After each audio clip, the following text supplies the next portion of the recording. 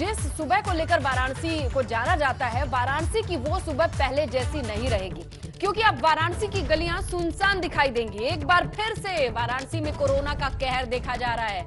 इस वजह से डीएम ने बड़ा फैसला लेते हुए रात 9 बजे से सुबह 9 बजे तक दुकानें बंद करने का फैसला लिया है। इस दौरान काशी में मास्क और सोशल डिस्टेंसिंग जरूरी होंगी। नियमों का उल्लंघन करने पर कार्रवाई भी होगी। वाराणसी के हालात पर अगर बात करें तो 24 घंटे में 196 नए मरीज आए हैं, जबकि एक की मौत हुई है। सीधा रुख करते हैं हमारे सहयोगी नीतीश का। वाराणसी से इस वक्त वो मौजूद हैं, उनसे जानकारी लेते हैं। नीतीश, अभी ये फैसला आया है, लोग कितने तैयार हैं रात 9 बजे से सुबह 9 बजे तक इसे नाइट कर्फ्यू कहा जाए इसके लिए? स्नेहलता, अगर आपको बता दूं तो जो कोरोना की दोगुनी रफ्तार, कल जिस तरह से 93 मरीज आए और आज से 196 मरीज आ गए, इस रफ्तार को रोकने के लिए वाराणसी जिलाधिकारी के आदेश पर निषेधाज्ञा लागू कर दी गई है। और इस वक्त हम एक बाजार में मौजूद हैं। आप देखिए, ये जो दुकानें हैं वो बंद हो गई हैं, यानी लोग पूरी तरह से तैयार हैं। लेकिन इसके साथ ही आपको बता दूं, कई ऐसे लोग भी हैं जो सुधरने का नाम नहीं ले रहे हैं। रात 9 बजे दुकानें बंद होंगी और सुबह 9 बजे के बाद दुकानें खुलेंगी। लेकिन जब दुकानें खुलेंगी तो इन दुकानों पर सोशल डिस्टेंसिंग और इसके साथ कोरोना के जो नियम है, कोरोना की जो गाइडलाइन है, उसका उन्हें पालन करना होगा। इसके साथ ही आपको बता दूं कि चाहे वो होटल हो, रेस्टोरेंट हो, शॉपिंग मॉल हो, हर जगह जो कोरोना की गाइडलाइन है उसका कहीं भी उल्लंघन देखा गया तो कार्रवाई की जाएगी। और अगर बात करें ऑटो रिक्शा की, तो ऑटो रिक्शा में जो लोग बैठेंगे उनको मास्क का प्रयोग करना होगा। और इतना ही नहीं, जो ऑटो रिक्शा में लोग होंगे, अगर क्षमता से अधिक लोगों को बैठाया जाएगा, जो नियम है उनके अनुरूप अगर लोगों को नहीं बैठाया जाएगा तो सील किए जाएंगे वाहनों को सील कर दिया जाएगा। तो अब कठोर नियम बना दिए गए हैं और लोग भी इसका सहयोग करने के लिए तैयार हैं। लेकिन उन लोगों पर जो इसका सहयोग नहीं करेंगे उन पर कार्रवाई भी की जाएगी। स्नेहलता। बिल्कुल नीतीश, लेकिन ये बताइए कि जिस तरीके से हम जानते हैं कि मेडिकल फैसिलिटी या फिर कुछ ऐसे मेडिकल स्टोर्स हैं, क्या उनको इस दायरे से बाहर रखा गया है? इस तरह की कोई छूट या फिर सारी चीजें पूरी तरह से बंद रहेंगी? स्नेहलता, अगर बता दें तो मेडिकल सेवाओं को अभी इसके दायरे में नहीं लाया गया है। लेकिन मेडिकल सेवाओं की जो दुकानें हैं, जो मेडिकल स्टोर हैं, उनके जो बाहर की स्थिति है उनको साफ तौर पर यह बता दिया गया है कि आप सोशल डिस्टेंसिंग का पालन करें। अपने दुकान के आगे जो लोग आते हैं उनको दूरी बनाए रखने की अपील करें। और जो लोग आपकी दुकान में काम कर रहे हैं वो मास्क का प्रयोग करें। और जो लोग सड़कों पर चल भी रहे हैं वो भी मास्क का प्रयोग करें। यानी आने वाले दिनों में, आने वाले 3-4 दिनों में अगर कोरोना की रफ्तार नहीं थमती है तो नियमों को और भी सख्त किए जाने के संकेत हैं। अब आम जनता को जानना होगा, आम जनता को जागना होगा। आपको बता दें स्नेहलता कि इस कोरोना के बढ़ते आंकड़ों के लिए कोई भी कहीं भी किसी भी तरह से तैयार होता दिखाई नहीं दे रहा है। बनारस में लोग अभी भी कई बार बिना मास्क के घूमते हुए देखे जा रहे हैं। इसके साथ ही आपको बता दूं कि दुकानों पर भीड़ लगी दिखाई दे रही, अभी इसके पहले दे रही थी, लेकिन अब जिलाधिकारी का आदेश है और सख्त आदेश है। बिल्कुल आदेश है। हो सकता है यहाँ से चेत जाए, यहाँ से थोड़ा सुध ले ले कि अब कोरोना को गंभीरता से लेने का वक्त आ गया है, क्योंकि लॉकडाउन जैसी स्थिति से कोई दोबारा गुजरना बिल्कुल नहीं चाहेगा। नीतीश, आपका शुक्रिया तमाम जानकारी के लिए, उन तस्वीरों के लिए जो बनारस की गलियों का हाल आप दिखा रहे हैं। रात 9 से सुबह 9 बजे तक कोई दुकान नहीं खुलेगी। लखनऊ से बड़ी खबर क्या है? सिविल कोर्ट में कोरोना की दस्तक दिखाई दी है। कुल 13 अधिकारी कर्मचारियों को कोरोना हुआ है, जिसमें जिला जज, एडीजे, सीजेएम कोविड पॉजिटिव हैं। सिविल कोर्ट परिसर को बंद किया गया है। सैनिटाइजेशन होगा, उसके बाद ही सिविल कोर्ट परिसर को खोला जाएगा। बरेली की बात करें तो 28 नए मरीज मिले हैं और जिले में कुल 260 कोरोना के एक्टिव केसेस हैं। स्वास्थ्य विभाग ने इस बात की जानकारी दी है। तो अगर आंकड़ों की बात करें तो आपको हर बड़े शहर से कहीं ना कहीं कोरोना का कहर बढ़ा हुआ देखने को मिलेगा। जिस दूसरी लहर की बात हो रही है उसकी चिंता आंकड़ों के तौर पर सामने आनी शुरू हो गई है। स्वास्थ्य विभाग ने इस बात की जानकारी दी है बरेली से। तो जाहिर है ऐसे में यूपी में कोरोना का खतरा बढ़ रहा है। पिछले 24 घंटों की अगर आप बात करेंगे तो प्रदेश में कुल 2600 नए मामले आए हैं। इसी के साथ प्रदेश में कुल एक्टिव केसेस लगभग 12,000 पहुंच गए हैं। आपको बता दें कि इससे पहले 22 नवंबर 2020 को 24 घंटे में इतने अधिक केस आए थे। 22 नवंबर 2020 को आंकड़ों की अगर बात करेंगे आप तो लगभग 2600 केसेस आए थे। लेकिन इस बार कोरोना की दूसरी लहर डरा रही है।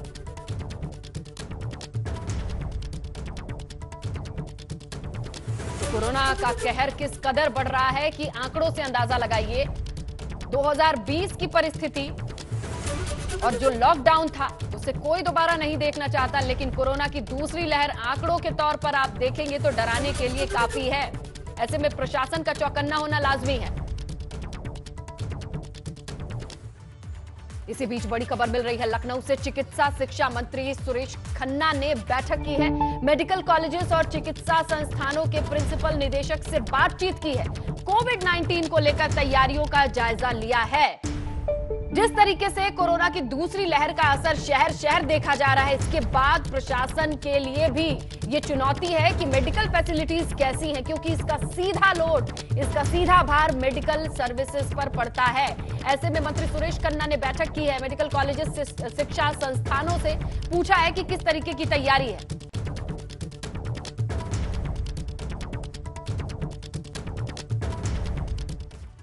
तो एक तरफ यूपी में कोरोना का कहर बढ़ रहा है तो दूसरी तरफ लखनऊ में प्रशासन अलर्ट मोड पर है। लखनऊ में कोविड-19 प्रोटोकॉल का उल्लंघन करना यहां सबसे बड़े मॉल यानी फन मॉल को महंगा पड़ गया, क्योंकि लखनऊ का फन मॉल सील कर दिया गया है। यहां बताया यह जा रहा है कि नोटिस दिए जाने के बाद भी यहां कोविड-19 प्रोटोकॉल्स का उल्लंघन ऐसा होते देखा जा रहा था, जिसके बाद ये फाइनल कार्रवाई की गई है, पूरे मॉल को सील कर दिया गया। दरअसल जिस तरीके से कोविड संचरण फैल रहा था तो 20 तारीख को यहाँ पे निरीक्षण किया गया था। यहाँ कोविड प्रोटोकॉल को फॉलो नहीं किया जा रहा था, जिसके संदर्भ में इनको नोटिस पूर्व में दी गई थी, जिसका जवाब भी इन्होंने दिया था 23 तारीख को और कहा था कि कोविड प्रोटोकॉल का 100% फॉलो किया जाएगा। आज पुनः यहाँ पे जांच की गई और जांच में ये पाया गया कि जो इन्होंने बातें कही थी अपने जवाब में उसका अक्षरशः पालन नहीं कर रहे हैं और कोविड प्रोटोकॉल का भी पालन नहीं कर रहे हैं। इस वजह से आज इनका मॉल अग्रिम आदेशों तक के लिए बंद किया गया है और इनसे जवाब मांगा गया है। तो देखिए, एक तरफ यूपी में कोरोना का खतरा बढ़ रहा है तो दूसरी तरफ यूपी में स्कूल कॉलेजेस खुल रहे हैं। होली की छुट्टियों के बाद स्कूल और कॉलेजेस को खोला गया। इसके बाद अब इसके साइड इफेक्ट भी सामने हैं। आपको 4 तस्वीरें दिखाएंगे। पहली तस्वीर लखनऊ की, जहां विश्वविद्यालय में तेजी से फैल रहे कोरोना संक्रमण के चलते विश्वविद्यालय खुलने के बाद यहां सन्नाटा पसरा नजर आया, क्योंकि यूनिवर्सिटी में 8 टीचर्स की रिपोर्ट कोरोना वाली पॉजिटिव है। दूसरी तस्वीर कानपुर की है, जहां आज से क्लास 9वीं से ऊपर के स्कूल, कॉलेजेस, यूनिवर्सिटीज को खोला गया। वहीं कोरोना के बढ़ते खतरे के बीच ये मांग उठी है कि ऑफलाइन क्लासेस बंद कीजिए। तीसरी तस्वीर मेरठ की है। यहाँ भी 9वीं से 12वीं तक के बच्चे होली के बाद फिर से स्कूल का रुख करते हैं, तो उनके स्कूल आने को लेकर अभिभावकों के मन में एक डर है। चौथी तस्वीर झांसी से है। जवाहर नवोदय विद्यालय में कोरोना का कहर ऐसे देखने को मिला है कि 10 शिक्षक के साथ एक स्टूडेंट भी कोरोना पॉजिटिव है। तो बिल्कुल यूपी में वैक्सीनेशन भी लगातार जारी है, जैसे कोरोना का कहर जारी है। हम आपको 2 तस्वीरें दिखाते हैं। पहली तस्वीर फिरोजाबाद की है, जहां मेडिकल कॉलेज में 45 साल से ऊपर के लोगों को वैक्सीनेशन के लिए बुलाया गया, जिसमें 150 से ज्यादा लोगों ने वैक्सीन लगवाई है। दूसरी तस्वीर गोरखपुर की है, जहां 45 साल से अधिक उम्र के लोगों का टीकाकरण हुआ। हालांकि इस बीच कोरोना के खतरे को देखते हुए बूथों पर सोशल डिस्टेंसिंग का पालन नहीं हो पा रहा था। कुशीनगर में वन विभाग के साथ तेंदुए को पकड़ने के दौरान 2 सिपाहियों को तेंदुए ने हमले में घायल कर दिया। तेंदुए के हमले की तस्वीरें कैमरे में कैद हो गई। तेंदुए के हमले से दोनों सिपाही गंभीर रूप से घायल हैं। इलाज के लिए अस्पताल भर्ती कराया गया। अभी तत्काल हमला किया है।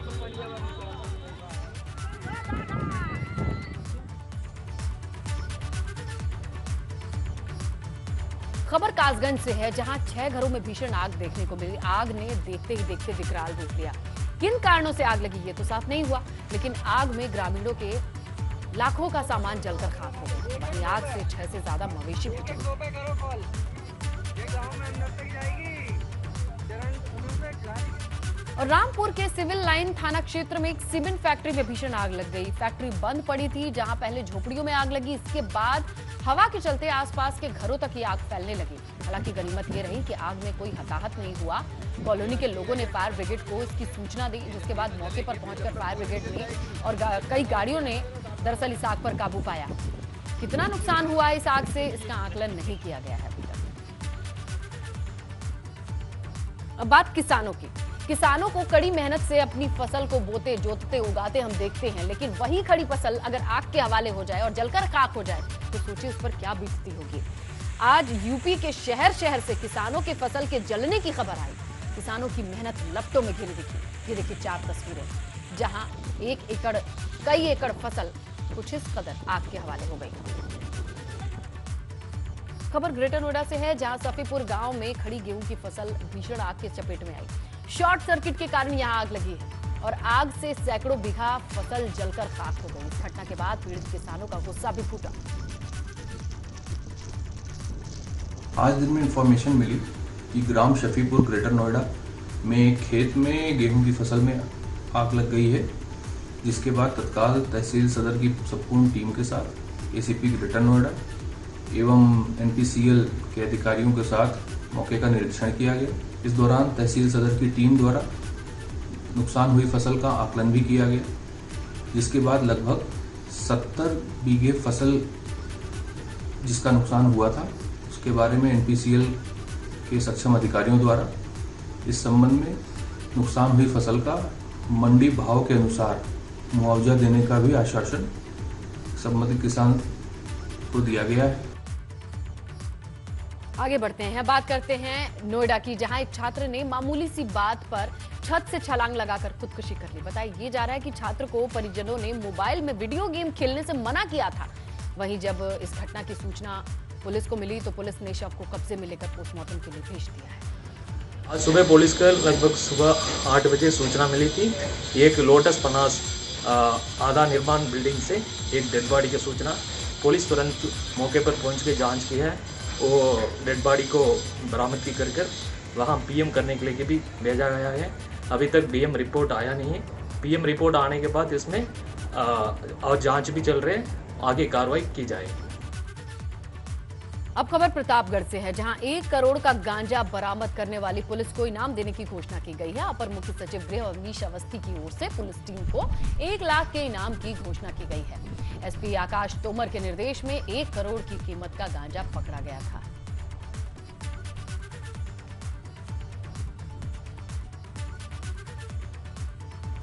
पूर्वांचल के बाहुबली मुख्तार अंसारी की बात करें तो वो इन दिनों पंजाब की रोपड़ जेल में बंद है। वो कल मोहाली की कोर्ट में पेश हुआ, लेकिन उसकी पेशी को लेकर अब तक बवाल बढ़ते ही जा रहा है। जिस एम्बुलेंस से वो पेशी के लिए आया वो पंजाब की ना होकर यूपी के नंबर की थी। इसी के बाद से खुलासे पर खुलासे हो रहे हैं। सवाल ये उठ रहा है कि यूपी से पंजाब तक कौन है मुख्तार का खास मददगार, क्योंकि जेल के अंदर मुख्तार के पास निजी इस्तेमाल के लिए एम्बुलेंस जो पंजाब सरकार और वहां के अफसरों को पता ही नहीं है कहां से आई। ये सवाल है जो उन्हें कटघरे में लाकर खड़ी करती है। और खबर यह भी है कि कुछ दिन पहले मुख्तार के पास यूपी नंबर की गाड़ी रहा करती थी, उसके गुर्गे रहा करते थे। और सूत्रों की माने तो कुछ वक्त पहले बुलेट प्रूफ एम्बुलेंस को जेल में भेजा गया, जिसके अंदर मुख्तार के लोग भी रहते हैं और वो खास मुख्तार के लिए ही तैयार की गई एम्बुलेंस है। रोपड़ जेल परिसर में पड़ताल करने पर पता चला कि अंसारी के 5-7 भरोसेमंद लोग जेल के आसपास रहते हैं। जब कभी भी अंसारी को जेल के बाहर जाना होता है या कोर्ट जाना होता है तो वो अपनी गाड़ियों कुछ इस तरह से सुरक्षा कवच के रूप में इस्तेमाल करते हैं। बलिया में योगी सरकार के राज्य मंत्री आनंद स्वरूप शुक्ला ने कांग्रेस पर निशाना साधा। आनंद स्वरूप ने पंजाब की रोपड़ जेल में बंद माफिया मुख्तार अंसारी को लेकर तीखा हमला बोला। आनंद स्वरूप ने कहा कि योगी सरकार में ही मुख्तार अंसारी को पंजाब से यूपी लाया जाएगा और सजा दी जाएगी। कांग्रेस का जो डीएनए है वो जो भी समाज विरोधी तत्व है, विशेष रूप से जो इस्लामिक आतंकवादी हैं, उनके साथ कांग्रेस खड़ी रही है और आज भी उसी लिए कांग्रेस अपने उसी चरित्र का निर्वहन करते हुए एक माफिया सरगना इस्लामिक आतंकवादी मुख्तार अंसारी के साथ खड़ी है, जो अत्यंत निंदनीय है। प्रदेश में पूज्य योगी जी की सरकार जब से आई है, यहाँ जो सनातन आस्था, सनातन संस्कृति के विरुद्ध जो लोगों ने भी खड़ा होने की कोशिश किया, जो भारत के संविधान के खिलाफ खड़ा होने की कोशिश जिन लोगों ने किया है, उनके खिलाफ योगी जी की सरकार, योगी जी की पुलिस ने कड़ी कार्रवाई की। बात धनंजय सिंह की। पूर्व बाहुबली सांसद धनंजय सिंह की रिहाई नियमों की अनदेखी करके कराई गई। 25 मार्च को प्रयागराज की स्पेशल एमपी एमएलए कोर्ट ने धनंजय सिंह की जमानत बहाल कर रिहाई के आदेश जारी किए। नए जमानतदार की ओर से बॉन्ड पेश किए जाने पर धनंजय सिंह की जमानत बहाल हुई थी। नियम के मुताबिक रिहाई परवाना और मुचलका आदेश प्रयागराज की नैनी सेंट्रल जेल को भेजा जाना चाहिए था।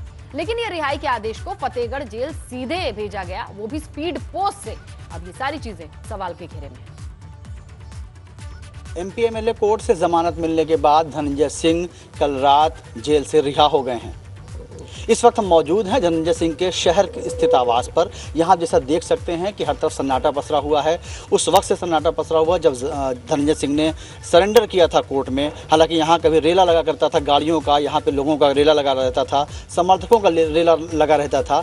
हालांकि ये भी साफ नहीं हो पा रहा है कि धनंजय सिंह जेल से निकलने के बाद अपने बनसफा स्थित आवास जाएंगे या शहर स्थित इस आवास पर आएंगे जहाँ हम इस वक्त खड़े हुए हैं। एबीपी गंगा के लिए जौनपुर से जावेद अहमद। 5 मार्च को जेल जाने के बाद जो मामला लखनऊ का जो कि हाईलाइटेड मामला था जिसमें ये नामी घोषित थे, वो मामला चल ही रहा था। लेकिन इस बीच 25 मार्च को इनके तरफ से ज़मानत दाखिल की गई और एक ज़मानत दाखिल करने पर इनको ज़मानत चूँकि रिस्टोर हो गई और इनकी रिहाई 4:15 पर विशेष जज एमपी एमएलए कोर्ट की तरफ से एक रिहाई और एक मुचलका फतेहगढ़ जेल के लिए स्पीड पोस्ट के जरिए 4:15 पर रवाना किया गया। अब बात किसान आंदोलन की। किसान आंदोलन को लेकर भारतीय किसान यूनियन नेता राकेश टिकैत का बयान सामने आया है। उन्होंने कहा कि करीब 4 महीने बीत जाने के बाद भी आंदोलनकारियों का जोश कम नहीं हुआ है। ये आंदोलन 8 और महीने चलेगा। राकेश टिकैत ने कहा कि लोगों के सामने वो अपनी बात रख रहे हैं। पूरे देश में आंदोलन चल रहा, पूरे देश में मीटिंग चल रही, लोगों को बताया जा रहा क्या एमएसपी पे खरीद शुरू होगी पूरे देश में, क्या कानून बन गया एमएसपी में, क्या फसलों के रेट ठीक मिलने लगे, क्या गन्ने का भुगतान हो गया, बिजली के रेट कम हो गए। ये तो इशू सारे के सारे हैं। अगर सरकार बात नहीं कर रही तो आम जनता को तो पता लगना चाहिए ना कि सरकार बात नहीं कर रही, जो इशू उठा रहे सरकार धोखे में रख रही है। तो आने वाले टाइम पे ये क्वेश्चन करा जाएगा इनके लोगों से जिसकी सरकार है।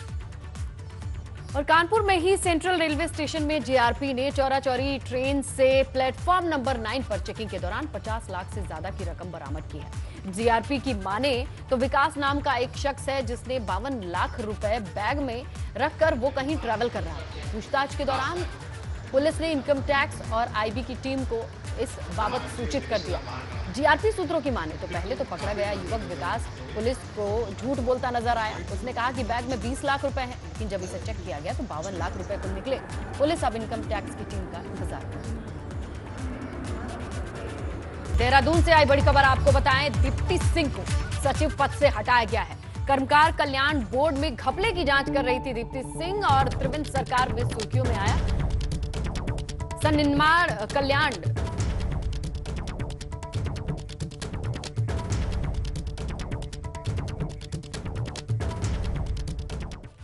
चलिए अब बात करते हैं हरिद्वार महाकुंभ की शुरुआत हो गई है। महाकुंभ 30 अप्रैल तक चलेगा। इस दौरान 3 शाही स्नान होने हैं। आप भी कुंभ में डुबकी लगाना चाहते हैं तो कोविड गाइडलाइंस के तहत धर्म नगरी आ सकते हैं।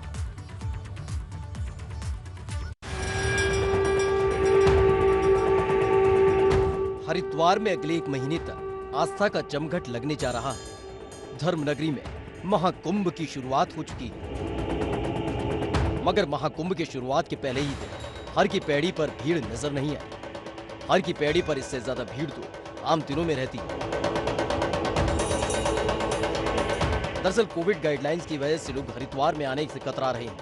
72 घंटे पहले की कोविड नेगेटिव रिपोर्ट लेकर आने की बंदिश ने श्रद्धालुओं की मुश्किलें बढ़ा दी हैं।